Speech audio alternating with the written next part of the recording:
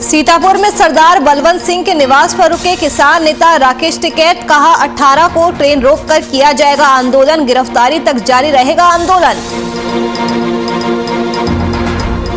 रायबरेली में सपा के नेता प्रदीप कुमार एक्टिव मोड में, कार्यकर्ताओं को किया संबोधित, बीजेपी सरकार पर जमकर साधा निशाना।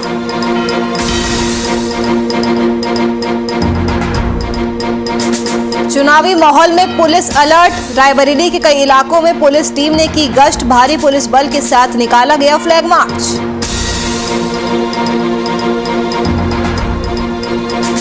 और फिरोजाबाद में डेंगू महामारी को लेकर सेमिनार का किया गया आयोजन, एसडीएम बुशरा बानो रही मौजूद, स्कूल एसोसिएशन को कहा धन्यवाद।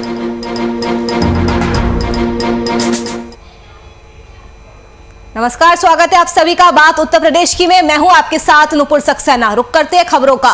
मुख्यमंत्री योगी आदित्यनाथ ने डेल्टा रैंकिंग में यूपी के 7 जिलों के शामिल होने पर बधाई दी है और आगे भी मिलकर काम करने की सलाह दी है। नीति आयोग ने आकांक्षात्मक जिलों के लिए जुलाई अगस्त की डेल्टा रैंकिंग जारी कर दी है। इसमें यूपी के 8 में से 7 जिलों ने देश के टॉप 10 में जगह बनाई है। इनमें फतेहपुर, सिद्धार्थनगर, सोनभद्र, चित्रकूट, बहराइच, श्रावस्ती और चंदौली जिले शामिल है। इसके लिए मुख्यमंत्री योगी ने बधाई देते हुए हर विभाग को संयुक्त रूप से पहल करते रहने का निर्देश दिया है। बलरामपुर टॉप 10 में शामिल नहीं हो पाया है। बता दें कि देश भर के 115 जिले पिछड़े माने जाते हैं। इनकी आकांक्षात्मक स्तर पर रैंकिंग की जाती है। नीति आयोग विभिन्न विकासात्मक मापदंडों के माध्यम से रैंक हासिल करने वाले इन जिलों को अतिरिक्त धन आवंटन करता है। इससे इन जिलों में स्वास्थ्य, पोषण, शिक्षा, कृषि, मूलभूत सुविधाएं और कौशल विकास के कार्य चल रहे हैं। तो नीति आयोग की डेल्टा रैंकिंग में यूपी सबसे आगे है। यूपी के 7 जिले टॉप 10 में है। सीएम योगी ने इसको लेकर खुशी जताई है, बधाई दी है। आपको बता दें कि इन जिलों में फतेहपुर, सिद्धार्थनगर, सोनभद्र, चित्रकूट, बहराइच, श्रावस्ती और चंदौली जिले शामिल है। सीएम योगी ने बधाई देते हुए हर विभाग को संयुक्त रूप से पहल करते रहने का निर्देश दिया है। आपको बता दें कि बलरामपुर इस बार टॉप 10 में शामिल नहीं हो पाया है। देश भर के 115 जिले पिछड़े माने जाते हैं। इनकी आकांक्षात्मक स्तर पर रैंकिंग की जाती है। नीति आयोग विभिन्न विकास के मापदंडों के माध्यम से रैंक हासिल करने वाले इन जिलों को अतिरिक्त धन देता है, जिससे कि इन जिलों में स्वास्थ्य और पोषण, शिक्षा, कृषि, मूलभूत सुविधाएं और कौशल विकास के कार्य चल रहे हैं।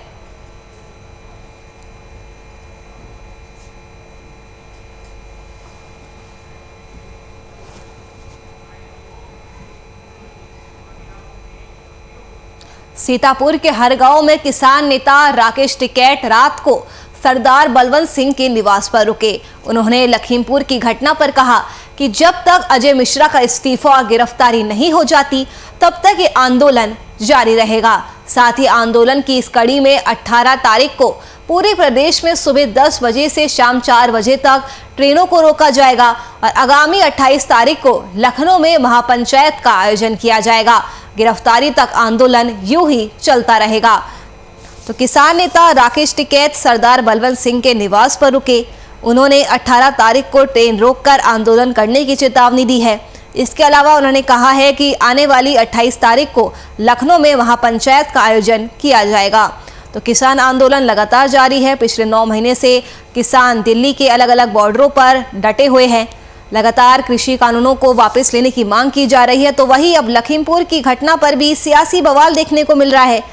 राकेश टिकैत ने कहा है कि लखीमपुर की घटना को लेकर उन्होंने ये कहा कि जब तक अजय मिश्रा का इस्तीफा, गिरफ्तारी नहीं होगी तब तक आंदोलन जारी रहेगा। आंदोलन की इसी कड़ी में 18 तारीख को पूरे प्रदेश में सुबह 10 बजे से शाम 4 बजे तक ट्रेनों को रोका जाएगा। आने वाली 28 तारीख को लखनऊ में महापंचायत की जाएगी और अजय मिश्रा की गिरफ्तारी तक आंदोलन नहीं रुकेगा।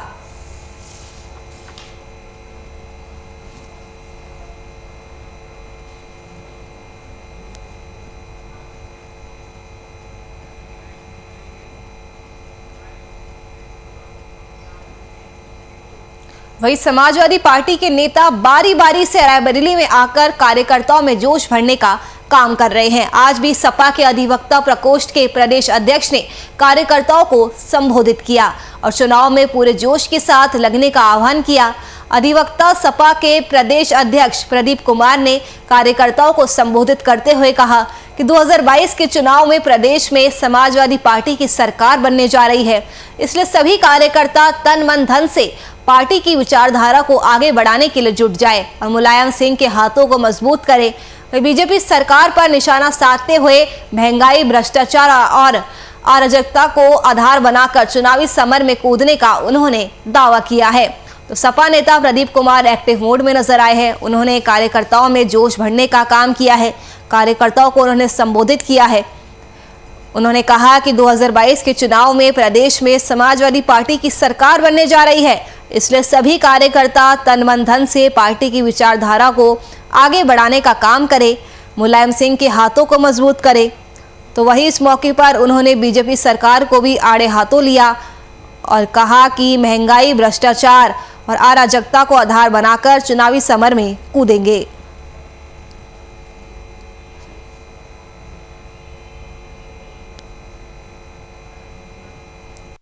सरकार अपने दमन चक्र से इस संविधान को कुचल देना चाहती है, नष्ट कर देना चाहती है। इसलिए संविधान को बचाने के लिए अब कहाँ से खतरा है, ये आप देखिए, किसानों पर गाड़ी चढ़ा दी जाए, क्या इससे बड़ा कोई उदाहरण हो सकता है? क्या तलाशी के नाम पर आदमी को जान से मार दिया, गोली मार दे पुलिस, क्या इससे बड़ा संविधान पे और कोई बात आएगी तब आप खतरा मानेंगे? क्या महिला की सरेआम साड़ी खींच दी जाए, इससे भी बड़ा कोई उदाहरण होगा? इस तरह से अपराध जब पूरे समाज में और रेप पीड़िता को न्याय न मिले, जगह जगह न्याय अत्याचार बिल्कुल चरम पे पहुंच जाए, क्या इससे बड़ी कोई घटना होगी तब आप संविधान को खतरा मानेंगे? पार्टी के पूर्व अध्यक्ष, पार्टी के बहुत मिलता रहा है। पार्टी के पूर्व अध्यक्ष जितेश गोरखपुरी जी और हमारे साथ जयप्रकाश जी और बहुत सारे साथी हैं। क्यों जियो जिंदगी बुज़दिलों की तरह, क्यों जियो जिंदगी। पार्टी के लिए बेहतरी के लिए आपने हमेशा काम किया है।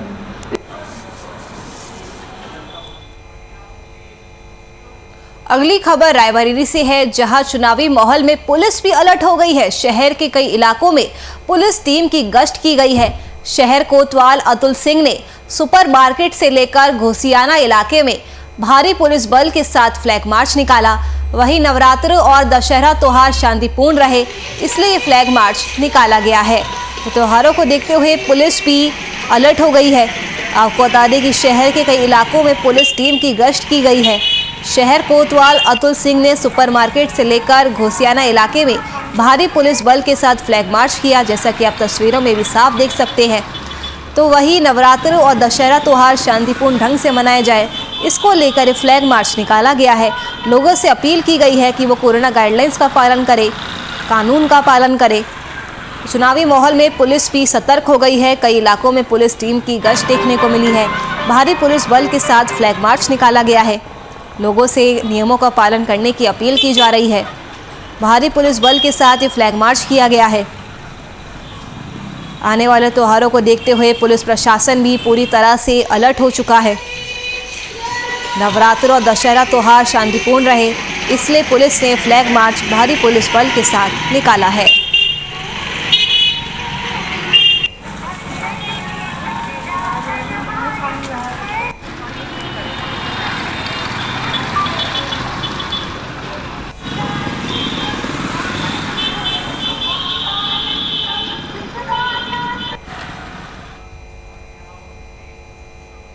कानपुर के कारोबारी मनीष गुप्ता हत्याकांड का एक और आरोपी पुलिसकर्मी दबोचा गया है। हत्या मामले में वांछित चल रहे हेड कांस्टेबल कमलेश यादव को गोरखपुर पुलिस ने बुधवार को दोपहर करीब 1 बजे गिरफ्तार कर लिया।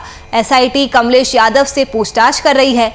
इस मामले में उप निरीक्षक विजय यादव अभी फरार चल रहा है। गौरतलब है कि हत्या के आरोपी दारोगा राहुल दुबे और सिपाही प्रशांत कुमार को मंगलवार दोपहर गिरफ्तार किया गया था। दोनों कोर्ट में सरेंडर करने की फिराक में थे। पुलिस ने आजाद चौक इलाके से दोनों को गिरफ्तार कर एसआईटी कानपुर को सौंप दिया। एसआईटी ने दोनों से करीब 5.5 घंटे तक पूछताछ की। देर रात रामगढ़ताल थाने में दोनों का मेडिकल कराया गया। इसके बाद रिमांड मजिस्ट्रेट की कोर्ट में पेश किया गया। कोर्ट के आदेश पर दारोगा और सिपाही को 14 दिन की न्यायिक अभिरक्षा में जेल भेज दिया गया है। रात 9:45 बजे दोनों को नेहरू बैरक में भेजा गया। इसी बैरक में मुख्य हत्या आरोपी निलंबित इंस्पेक्टर JN सिंह और दारोगा अक्षय मिश्रा पहले से बंद है। वहीं इस मामले में एक आरोपी उप निरीक्षक विजय यादव अभी पुलिस की पकड़ से दूर है। इससे पहले 10 अक्टूबर को पुलिस ने मुख्य आरोपी इंस्पेक्टर JN सिंह और दारोगा अक्षय मिश्रा को गिरफ्तार किया था। कानपुर पुलिस की ओर से सभी 6 आरोपी पुलिस वालों पर 1-1 लाख रुपए का इनाम घोषित है।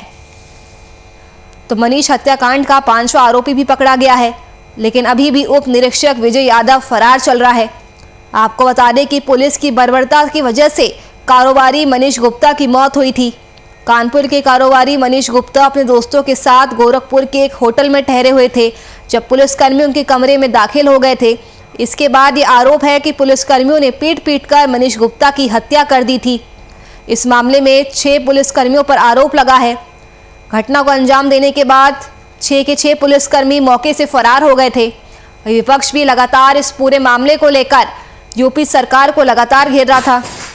तो वही मनीष हत्याकांड का 5वां आरोपी गिरफ्तार कर लिया गया है। आपको बता दें कि वो कोर्ट में सरेंडर करने की फिराक में था, लेकिन उससे पहले ही उसे गिरफ्तार कर लिया गया है।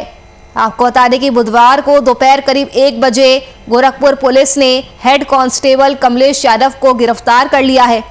SIT कमलेश यादव से पूछताछ में जुटी हुई है, लेकिन इस मामले में उप निरीक्षक विजय यादव अभी भी फरार चल रहा है। आपको बता दें कि हत्या के आरोपी दारोगा राहुल दुबे और सिपाही प्रशांत कुमार को मंगलवार दोपहर गिरफ्तार किया गया था। दोनों कोर्ट में सरेंडर करने की फिराक में थे। पुलिस ने आजाद चौक इलाके से दोनों को गिरफ्तार कर SIT कानपुर के सुपुर्द कर दिया है। SIT ने दोनों से करीब 5.5 घंटे तक पूछताछ की है। देर रात उन दोनों का मेडिकल भी कराया गया। इसके बाद रिमांड मजिस्ट्रेट की कोर्ट में उन्हें पेश किया गया और कोर्ट के आदेश पर दारोगा और सिपाही को 14 दिनों की न्यायिक हिरासत में भेज दिया गया है। रात 9:45 बजे दोनों को नेहरू बैरक में भेजा गया है। तो आपको बता दें कि गोरखपुर जिले के रामगढ़ ताल इलाके में पुलिस ने एक होटल में तलाशी ली थी और आरोप है कि किसी अन्य व्यक्ति के पहचान पत्र के आधार पर होटल के कमरे में रुके 3 व्यवसायी से पूछताछ के दौरान पुलिस ने उन्हें मारा पीटा था। सिर में चोट लगने से उनमें से मनीष गुप्ता नाम के कारोबारी की गोरखपुर मेडिकल कॉलेज में मौत हो गई थी। मामले में आरोपी सभी 6 पुलिसकर्मियों के खिलाफ हत्या का मामला दर्ज कर उन्हें निलंबित भी कर दिया गया है। घटना के वक्त मनीष गुप्ता अपने 2 दोस्तों के साथ होटल में ठहरे हुए थे। वही इस पूरे मामले को लेकर विपक्ष भी लगातार यूपी सरकार पर हमलावर है और अब वही ये खबर सामने आ रही है कि मनीष हत्याकांड का 5वां आरोपी भी पकड़ा गया है।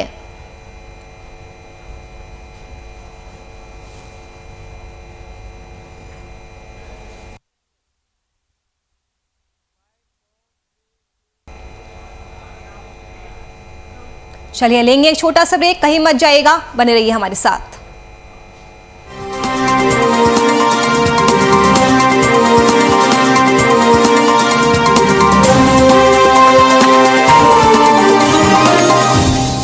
आसमान की छाया हो, जहां सड़कों पर बादलों का डेरा हो, जहां हरे भरे पेड़ पहाड़ों का श्रृंगार करें, जहां सूरज आसमान को छोड़ने के लिए पहाड़ों से ऊंचा उठने का प्रयास करता हो, जहां भाषा में सुंदरता और हर व्यक्ति के माथे पर चमक है।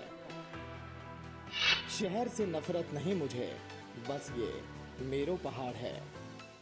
हर खबर पर रहती है हमारी पैनी नजर।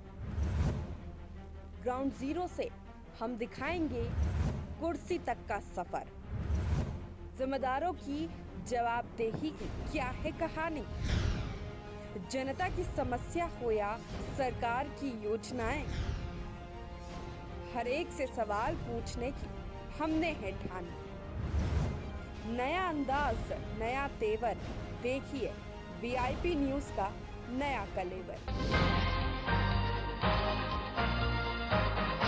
हर खबर में राष्ट्रवाद की लहर, सच्चाई और भरोसा हमारा हथियार। पहचान पुरानी, अंदाज तूफानी, नए कलेवर और नए तेवर में।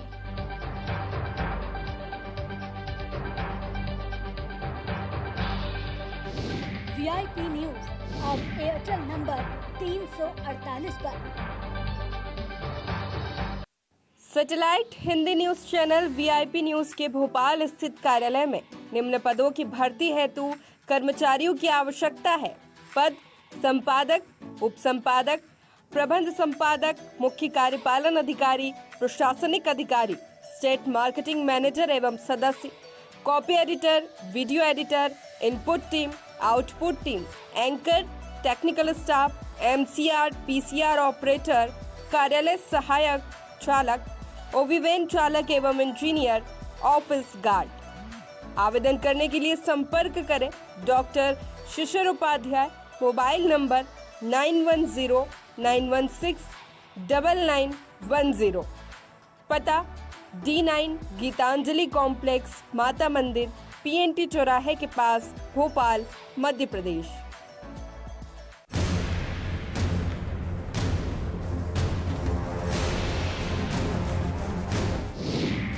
वीआईपी पर खबरें बड़ी और खास होगी। असल वजहों की वीआईपी को तलाश होगी। खुलेंगी पड़ते जहन में बैठे हर सवाल की। हर एक छोटे से बड़े मुद्दे पर बात होगी। हर वो जवाब जो है आपके लिए अहम। जानना है हमारी जिम्मेदारी।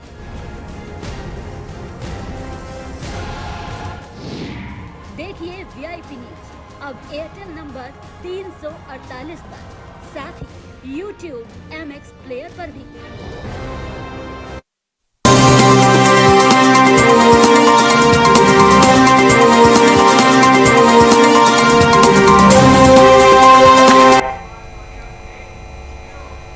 ब्रेक के बाद आप सभी का एक बार फिर से स्वागत है। चलिए बुलेटिन में बढ़ते हैं आगे। माइनॉरिटी स्कूल एसोसिएशन द्वारा डेंगू महामारी और हमारी भूमिका पर एक सेमिनार का आयोजन परिवार हॉल में किया गया। वहीं मुख्य अतिथि के तौर पर यूपीएससी में दूसरी बार सफलता हासिल करने वाली टुंडला एसडीएम बुशरा बानो ने कहा कि मैं तहे दिल से माइनॉरिटी स्कूल एसोसिएशन का शुक्रिया अदा करती हूँ। डेंगू जैसी घातक महामारी को देखते हुए जागरूकता का प्रोग्राम आयोजित किया। वहीं उन्होंने ये भी कहा कि डेंगू के बचाव के लिए सिर्फ प्रशासन की जिम्मेदारी नहीं है, बल्कि हम सब की जिम्मेदारी बनती है कि इस बीमारी से कैसे खुद बचे और दूसरों को भी बचाया जाए।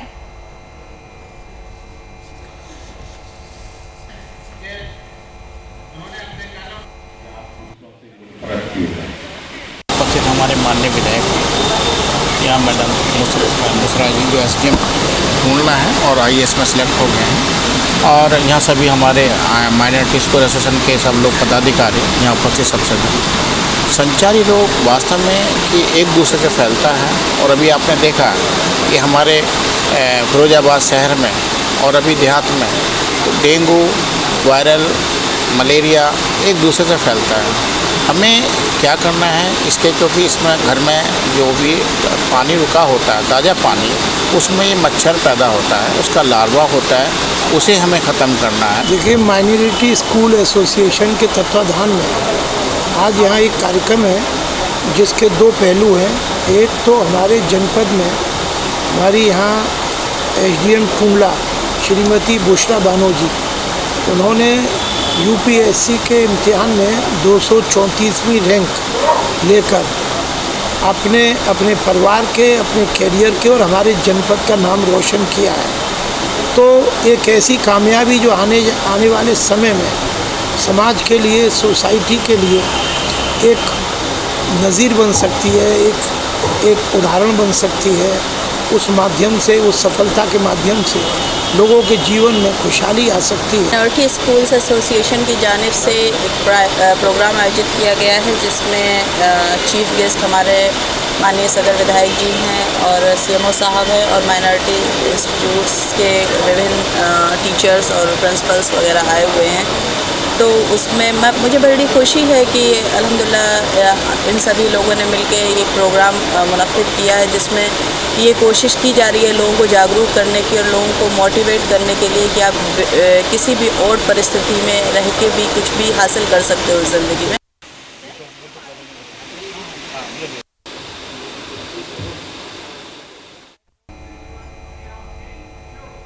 सुल्तानपुर में चकबंदी विभाग के अधिकारियों और कर्मचारियों का खामियाजा ग्रामीणों को भुगतना पड़ रहा है। मनमाने तरीके से गांव में चकबंदी के चलते ग्रामीणों में काफी ज्यादा आक्रोश देखने को मिल रहा है। नाराज ग्रामीणों ने चकबंदी निरस्त कर नए सिरे से कार्रवाई करने की मांग की है। ग्रामीणों ने कहा कि इस गाँव की चकबंदी को निरस्त कर सही तरीके से चकबंदी करवाई जाए। वहीं ग्रामीणों की शिकायत पर डीएम ने मुख्य राजस्व अधिकारी को जाँच कर उचित कार्रवाई के आदेश दिए हैं।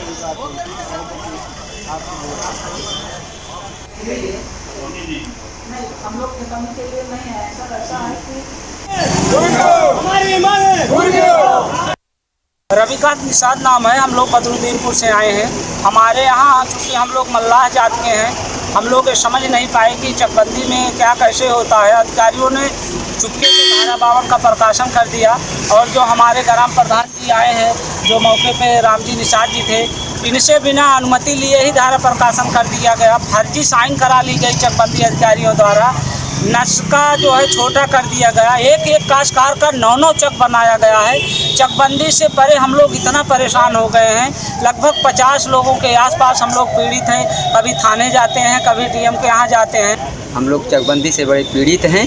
उस समय हम प्रधान पति थे जिस समय चकबंदी हुई थी 2 साल पहले, और बिना हमारे अनुमति, हमारे ना तो समिति की अनुमति ली गई, ना प्रधान की अनुमति ली गई, और ना अनुमति लेते हुए चकबंदी अधिकारी जैसे सीओ हो गए, एसओसी हो गए, डीडीसी हो गए, कानून को नायब लेखपाल, ये सब मिलकर मिली भगत से इन्होंने दस्तखत मुहर फर्जी करवा करके इन्होंने अपना फोरम पूरा किया।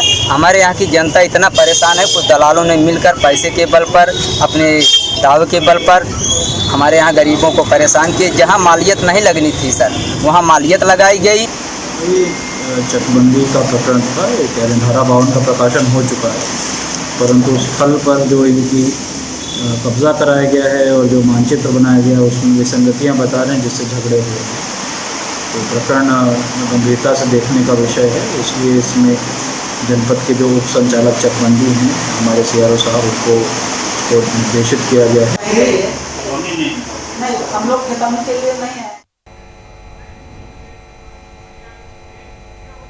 सीतापुर के हरगांव ब्लॉक की ग्राम पंचायत बक्सोइया में बनने वाली इंटरलॉकिंग रोड और नाली निर्माण में जमकर भ्रष्टाचार किया जा रहा है। पीली ईंट से निर्माण कार्य कराया जा रहा है, वही सीमेंट भी सबसे खराब क्वालिटी की इस्तेमाल की जा रही है।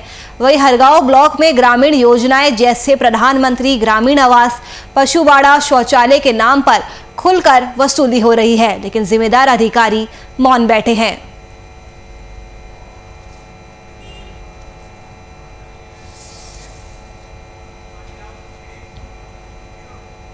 आपको बता दें, अगली खबर हाथरस से सामने आ रही है। हाथरस जंक्शन क्षेत्र के नगला गुलरिया के रहने वाले 16 साल के बच्चे को कई दिनों से बुखार आ रहा था, जिसे लाडपुर में स्थित झोला छाप डॉक्टर के क्लिनिक ज्योति क्लिनिक पर भर्ती कराया गया था। डॉक्टर के द्वारा उसका उपचार किया गया। जब मोनू की हालत बिगड़ी तो डॉक्टर के द्वारा कहीं और ले जाने की सलाह दे दी गई। परिजन बच्चे को आगरा चिकित्सक के पास लेकर पहुंचे तो वहां उसने बताया कि बच्चे की तो मौत पहले ही हो चुकी है। बच्चे की मौत से आक्रोशित परिजनों ने शव को लाकर लालपुर कस्बे में क्लिनिक के पास रखकर कार्रवाई की मांग करते हुए जमकर हंगामा किया और जाम लगा दिया। जाम की सूचना पर पहुंची पुलिस के द्वारा परिजनों को कार्रवाई का आश्वासन देकर समझा बुझाकर जाम को खुलवाया गया है। जी का लड़का है, जीवन ज्योति क्लिनिक खोल रखा है उसने। तो उसे कल बुखार आया था, तो कल हमने भर्ती कराया, उसने जांच भी कराई। कल उसने बोतल लगाई। आज सुबह 5 बजे उसने टैबलेट दी, बोला ठीक है। चाचा जी बोले लाला ये ऐसा कैसे हो रहा है, तो वो बोला सो रहा है, इसको दवाई का नशा हो रहा है। और ये सुबह ही ख़त्म हो गया था, उसने बताया नहीं और रेफर करके ताला लगा के भाग गया।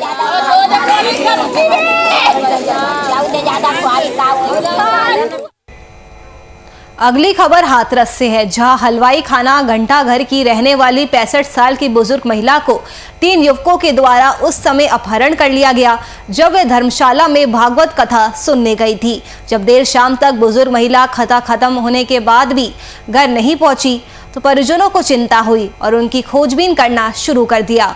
जब परिजन उनकी तलाश कर रहे थे तभी एक अज्ञात नंबर से बुजुर्ग के बेटे के नंबर पर फोन आया कि उनके द्वारा उनकी मां का अपहरण कर लिया गया है और तत्काल 80 लाख फिरौती देकर अपनी मां को ले जाए। फोन आने के बाद तुरंत बुजुर्ग के बेटे ने पुलिस को इस पूरे मामले की सूचना दी। अपहरण की जानकारी मिलते ही पुलिस अधीक्षक के द्वारा तत्काल 3 टीमों का गठन कर बुजुर्ग की सकुशल बरामदगी के लिए आदेश जारी किए गए। वहीं पुलिस ने मात्र 3 घंटे के अंदर तीनों युवकों को गिरफ्तार कर बुजुर्ग महिला को सकुशल बरामद कर लिया। पूछताछ में अभियुक्त सौरभ ने बताया कि दिल्ली में उसकी गर्लफ्रेंड है जिस पर काफी खर्चा होता है। वो जल्द ही अमीर बनना चाहता था, साथ ही उसे सट्टा भी खेलने की आदत थी। दिनांक 11 अक्टूबर की रात थाना कोतवाली पुलिस को सूचना प्राप्त हुई थी।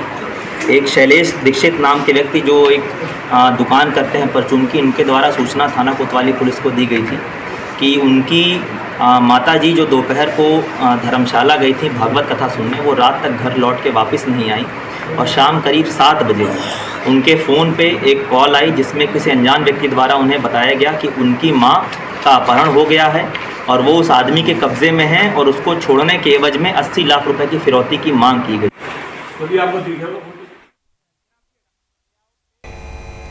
चलिए फिलहाल के लिए इस बुलेटिन में मेरे साथ बस इतना ही। देश और दुनिया की तमाम खबरों के लिए आप बने रहिए हमारे साथ। नमस्कार।